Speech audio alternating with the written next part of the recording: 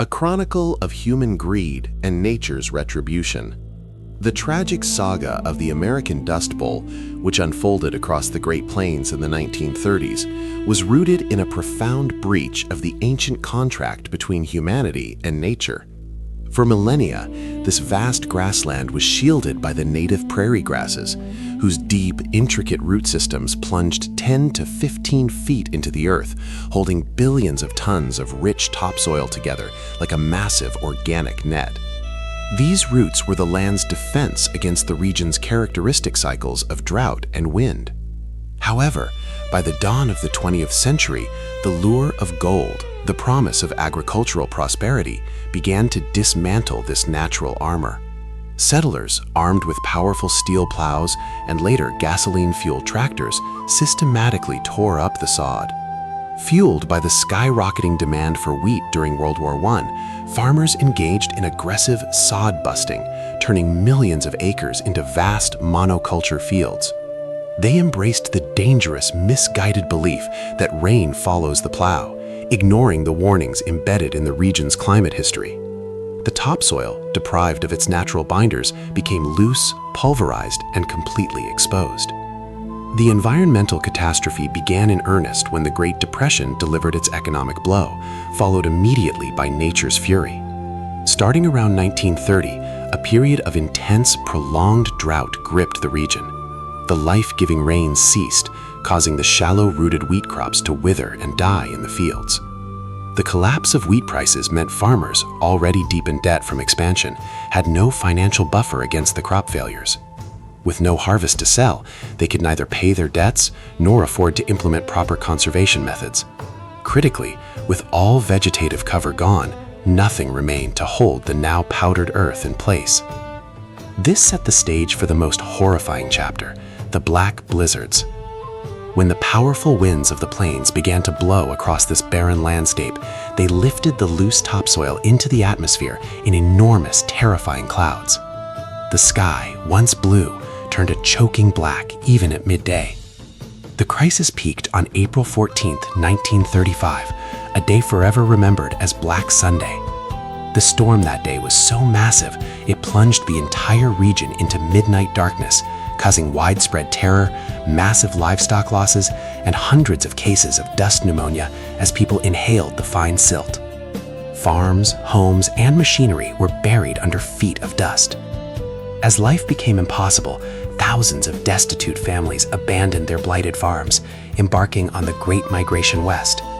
Many from states like Oklahoma were cruelly nicknamed the Okies. They sought refuge and work in California, the so-called Promised Land, only to face intense discrimination, exploitation, and crushing poverty in migrant camps. Their harrowing struggle for survival was immortalized by John Steinbeck in his seminal novel, The Grapes of Wrath. The magnitude of the tragedy finally spurred the federal government into action. Under President Franklin D. Roosevelt's New Deal initiative, the Soil Conservation Service, SCS, was established in 1935. This agency introduced groundbreaking ecological practices to the farmers, teaching them contour plowing, which follows the land's elevation lines to slow water runoff, implementing strip cropping, and planting massive rows of trees known as shelter belts or windbreaks to slow wind speed. Slowly, reluctantly, farmers adopted sustainable practices. As the rains finally began to return to normal in the early 1940s, coupled with these aggressive conservation efforts, the crisis subsided. The Dust Bowl era ended, leaving behind a stark and unforgettable lesson on the essential, delicate balance between human industry and the natural environment. The Great Crash and the Silent Drought, 1930 to 1933. The Economic Ice Age, Wall Street's Contagion. The Black Tuesday Fallout. The year 1930 began with a tremor that shook the foundations of the American farm economy. The stock market crash of October 1929, known as Black Tuesday, instantly shattered the illusion of perpetual prosperity that had characterized the 1920s. Commodity price collapse. The impact was immediate and devastating for the Great Plains. The price of wheat, which had fueled the expansion and indebtedness of the farmers in the previous decade, plummeted. A bushel of wheat that once fetched over $2 was now barely selling for 25 cents. The debt trap. Farmers who had taken out huge bank loans to buy more land and expensive tractors during the war boom were now caught in a catastrophic debt trap. They could not sell enough wheat, even with bumper crops, to cover their interest payments, let alone the principal. A vicious cycle. Banks, desperate to recover their money, began to foreclose on farms. The farmers' response to the low prices was counterintuitive, yet necessary for survival. They planted more wheat, hoping to make up the deficit through sheer volume, thus exacerbating the cycle of overproduction and low prices. Erosion of hope. The Great Depression was not just an economic event, it was a psychological one. The economic despair made farmers vulnerable to the impending environmental disaster. With no money for proper soil conservation and driven by the need for quick cash, they intensified the very farming practices, deep plowing, monoculture, that were destroying their land's resilience. 2. The silent enemy. The drought arrives. The rain vanishes. Beginning in the summer of 1930, the rains that the Great Plains depended upon simply stopped coming. The sporadic, normal rainfall of the 1920s gave way to persistent, deep-seated aridity. Meteorological shift. While scientists debate the exact cause, the period saw a dramatic shift in global weather patterns, pushing the life-giving moist air currents away from the plains. First crop failure, 1931 to 1932. The winter wheat planted in the autumn of 1930 either failed to germinate or withered into yellow straw before maturity. Farmers stared at barren fields. Unlike localized droughts, this was widespread, covering Texas, Oklahoma, Kansas, Colorado, and New Mexico, the epicenter of the future Dust Bowl. The dust is still topsoil. Initially, the dried-out soil remained in place, but without moisture and without the binding roots of the native grasses, which had been plowed under, the fine, pulverized topsoil created by years of intensive tilling began to lose all cohesion. The first great winds. The first major windstorms struck in 1932. These were not yet the colossal black blizzards, but they were terrifying precursors. The whispering dust. Farmers began noticing small amounts of soil swirling away during high winds. This process, known as wind erosion, started slowly. The lightest particles, the most nutrient-rich part of the soil, were carried off first. The first migrations. Already by 1932, localized dust storms were driving the first waves of desperate families off their land, particularly tenants and sharecroppers who had no resources to fall back on. This quiet, early migration was a signal of the devastation to come. The vicious cycle of destruction, 1933. By 1933, the combined effects of the Great Depression and the severe drought created a disastrous positive feedback loop.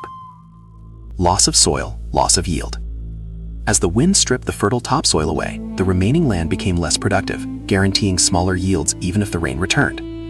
This forced farmers to plow even more aggressively in the hope of reaching any remaining moisture, further loosening the subsoil. The Dirty 30s begins. 1933 marked the true start of the Dirty 30s. Dust clouds began to appear with alarming regularity, growing larger and darker. These early storms carried the dust hundreds of miles. FDR's arrival and new hope.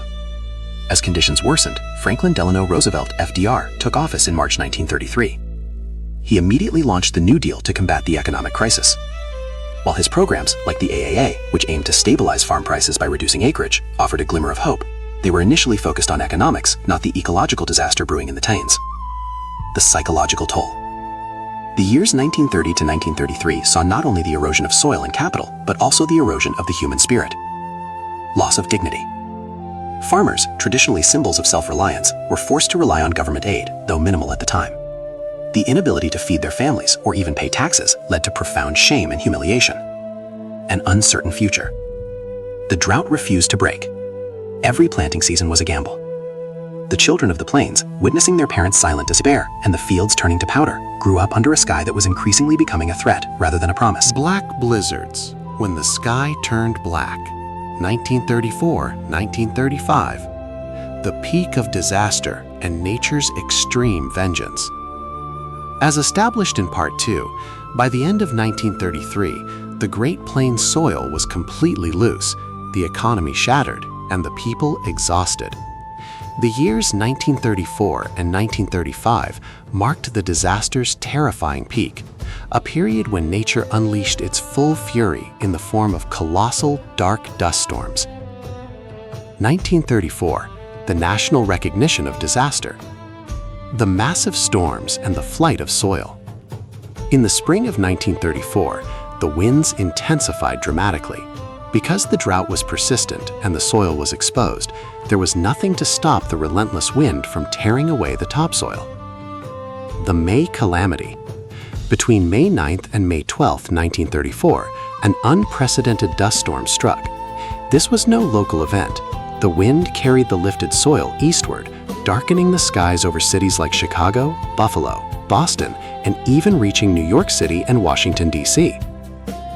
Dust on the East Coast. People on the eastern seaboard were stunned to find gray dust settling on their clothes and in their offices. Scientists calculated that this single storm lifted an estimated 300 million tons of fertile soil into the atmosphere. This event was critical. It finally forced the American government and the media to recognize that the situation was not merely a local drought, but a national ecological catastrophe.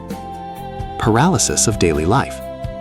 When the sky turned black during the day, everyday life came to a complete standstill. Visibility and travel. Dust density was so thick that visibility often dropped to just a few feet. School children often lost their way walking home. Driving or walking outdoors became impossible. The silt invasion. After the storm subsided, enormous drifts of dust settled on houses and roads. This dust was so fine and penetrating that it managed to seep through every crack, door jamb, and window frame. Women tried desperately to seal their homes with wet rags and tape, but the fine silt covered every piece of furniture, food, and clothing. The fight against the dust was a constant, exhausting, and losing battle. Black Sunday, the ultimate blow of 1935. The spring of 1935 was the deadliest season of the entire crisis. Sunday, April 14, 1935, is permanently etched in history as Black Sunday. The horror. In the late afternoon, residents noticed a massive dark cloud appearing on the horizon, a towering black monster of dust. The wind speeds were enormous, threatening to tear doors off their hinges. Total darkness. Within seconds, the midday light was replaced by absolute darkness, a blackness so profound that people could not see their own hands. Those caught outside scrambled desperately for shelter. Psychological trauma. This storm caused immense psychological damage. Many farmers genuinely believed it was a biblical curse or the literal end of the world. The profound sense of helplessness and the absolute lack of light contributed to widespread fear and mental stress among the already suffering population. Human and health crisis. The dust storms were not just an environmental disaster, they were a health crisis that claimed lives and destroyed livestock. Dust pneumonia. The fine soil particles inhaled deep into the lungs caused a severe respiratory illness. Symptoms. People suffered from shortness of breath, severe coughing, and chest pain. The disease quickly became known as the brown plague or dust pneumonia. Mortality. Mortality rates were high among the elderly and infants. Parents desperately tried to protect their children by placing wet cloths over their mouths, but often to no avail. Livestock losses. Farm animals, particularly cattle, began to die after grazing on dust-covered grass. Their stomachs would become blocked by solidified clumps of soil. Seeing their vital assets and beloved animals die added an unbearable layer of grief and economic hardship for the farmers. Isolation and extreme poverty. With repeated storms, farmers were increasingly forced to abandon their land. Government aid. While the federal government under FDR had started providing minimal relief by 1935, it was often insufficient. Furthermore, many proud farmers, raised on self-reliance, struggled with the shame of having to accept government handouts. Destitution. The combination of buried homes, dead crops, and dead livestock meant total destitution. Farmers faced the terrifying realization that they could neither stay nor financially afford to leave. Their profound helplessness intensified the question, do we die here or do we risk everything and go west? The journey west, the great exodus of the Okies. Displacement, life on the highway, and the shattered California dream. Following the terrifying events of the black blizzards detailed in Part 3, life in the Dust Bowl region became unsustainable. By the mid-1930s, with the soil gone and economic relief scarce, millions of families were left with only one desperate choice: to go west. This became one of the largest internal migrations in American history. The forced departure, myth versus reality. Why California? Approximately 3.5 million people ultimately abandoned the Dust Bowl region, comprising parts of Oklahoma, Kansas, Texas, Arkansas, and New Mexico. Their destination was overwhelmingly California. The California myth. Rumors and misleading leaflets painted California's Central Valley as a land flowing with milk and honey, a place of abundant work, pleasant weather, and endless harvests. California was the promised land, a final, desperate hope for survival and renewal. Selling the last assets. Farmers sold their remaining property, cattle and farm equipment for meager prices. Their entire worldly possessions were typically crammed on a dilapidated car or truck. The journey itself was a colossal gamble, a high-stakes bid for a new life or complete ruin. John Steinbeck and the Grapes of Wrath. The novelist John Steinbeck captured the profound hardship of this migration through the fictional Joad family in his 1939 masterpiece, The Grapes of Wrath. The book became the literary monument to this heartbreaking exodus. The Mother Road, Route 66. Most migrant families followed the historic Route 66 west, traveling in their overloaded, sputtering vehicles. This route became known as the Mother Road for the Okies. The journey was fraught with danger, breakdowns, and death, particularly for the young and the elderly.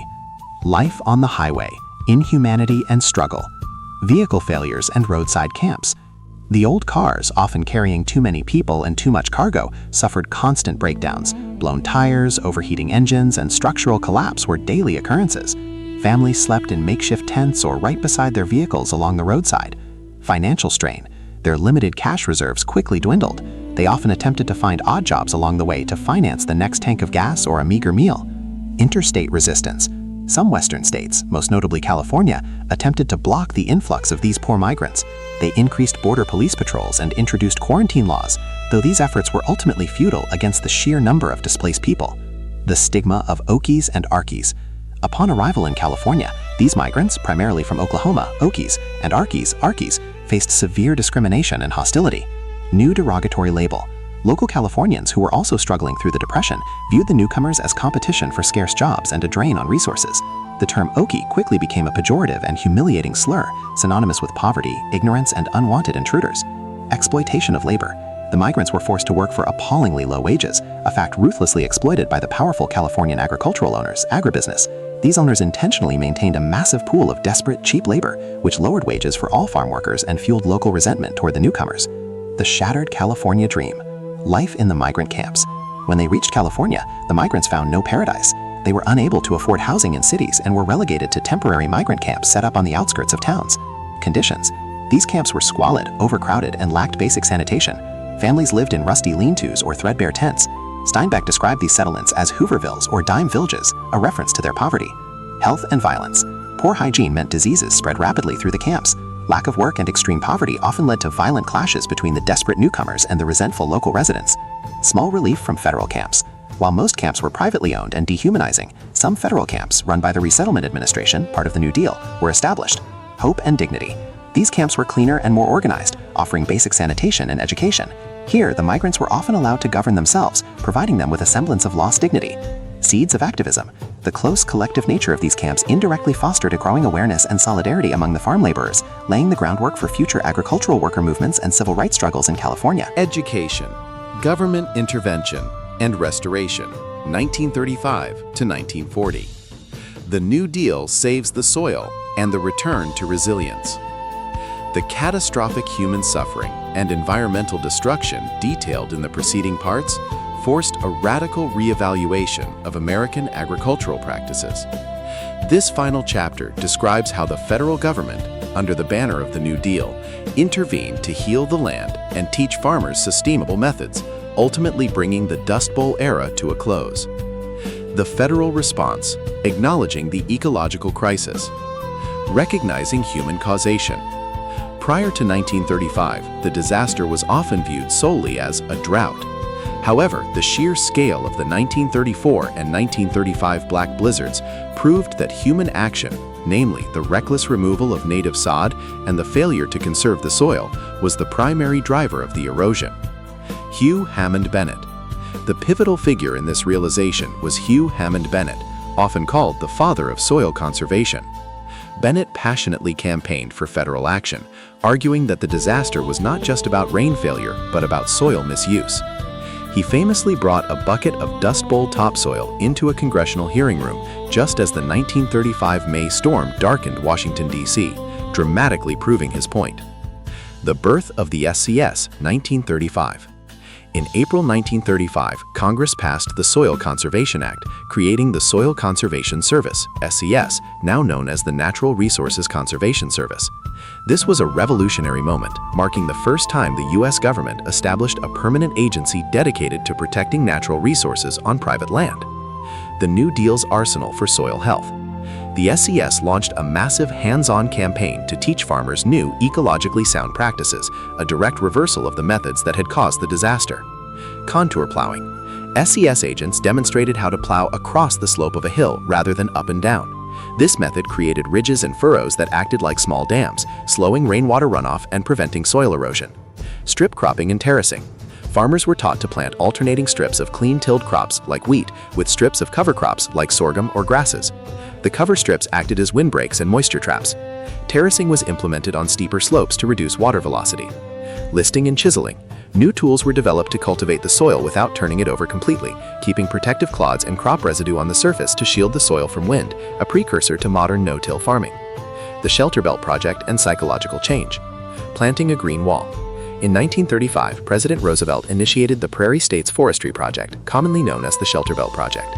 The concept: the plan involved planting over 200 million trees in long, continuous rows, stretching from North Dakota to Texas. These massive windbreaks were designed to disrupt the prevailing wind currents before they could gain enough speed to lift the soil. Impact: the project was hugely successful. Not only did the trees reduce wind velocity, trap snow for moisture, and provide fuel and habitat, but they also offered the farmers a tangible sign of hope and progress. The battle for the farmers' trust. The greatest challenge the SCS faced was convincing proud traditional farmers to abandon practices they had used for generations. Education and demonstration. SCS agents, many of whom were locally hired, focused on practical demonstration plots, proving that conservation methods actually increased long-term yields. They appealed to the farmers' self-interest and their deep connection to the land. The shift in mentality. Slowly, the farmers recognized that their survival depended on cooperating with nature, not conquering it. The culture began to shift from exploitative cash crop farming to long-term stewardship. The end of the era. The return of the rain, 1938 to 1940. By 1938, the aggressive conservation efforts, combined with the return of normal rainfall cycles, began to heal the land. The frequency of the major black blizzards dropped sharply. While the rains were the ultimate cure, the land was now prepared to retain that moisture thanks to the conservation methods. Long-term legacy. By 1940, the Dust Bowl crisis was largely over, though the region's recovery was boosted by the economic stimulus of World War II. A national lesson. The Dust Bowl left an indelible mark on the national psyche. It permanently changed U.S. agricultural policy, cementing the importance of conservation, environmental science, and federal responsibility for land management. The ecological footprint. The tragedy serves as a constant, sobering reminder of the fragility of the ecosystem and the critical need for sustainable farming to prevent history from repeating itself in the face of modern climate challenges.